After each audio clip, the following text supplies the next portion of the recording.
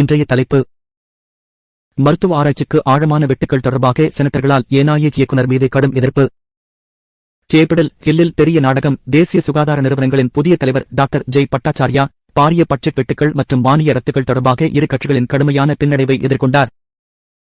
Biden நிர்வாகத்தின் 2026 budget திட்டம் NIH நிதியை கிட்டத்தட்ட $18 பில்லியன் குறைத்து அல்சைமர், புற்றுநோய் மற்றும் HIV பற்றிய முக்கிய ஆய்வுகள் உட்பட 15,000 மருத்துவ ஆராய்ச்சி திட்டங்களுக்கான ஆதரவை குறைக்கிறது.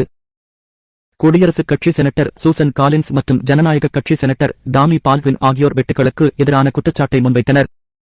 பன்முகத்தன்மை, பாலினம் மற்றும் வேறுபாடு போன்ற வார்த்தைகளைக் கொண்ட 2500 ஆராய்ச்சி மானியங்களை நிறுத்தியதை செனட்டர்கள் கடுமையாக விமர்சித்தனர். மொத்தமாக $5 பில்லியன் நிதியை இழந்தனர். அந்த முடிவுகள் பரந்த சீர்திருத்தங்களின் ஒரு பகுதி என்று பட்டாச்சார்யா கூறினார். மேலும் விரைவான மேல்முறையீட்டு செயல்முறையை உறுதியளித்தார். மறுசீரமைப்பின் கீழ் 5000 NIH ஊழியர்கள் ஏற்கனவே வெளியேறிவிட்டனர் அல்லது பணிநீக்கம் செய்யப்பட்டுள்ளனர் என்று செனட்டர் பேட்டி முறை கூறினார். மற்றவர்கள் நிர்வாகம் உயிரியல் மருத்துவ ஆராய்ச்சியை நாசப்படுத்துவதாக குற்றம் சாட்டினர். ஏப்ரல் 1 தொடங்கிய பட்டாச்சார்யா NIH முன்னுரிமைகளை மீண்டும் கவனம் செலுத்த விரும்புவதாகவும் காங்கிரசுடன் இணைந்து பணியாற்ற தயாராக இருப்பதாகவும் கூறுகிறார்.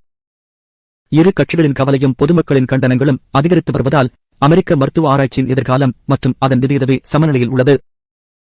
இந்த வளர்ந்து வரும் கதை குறித்த புதுப்பிப்புகளுக்கு காத்திருங்கள் மற்றும் குழு சேரவும். CNN Health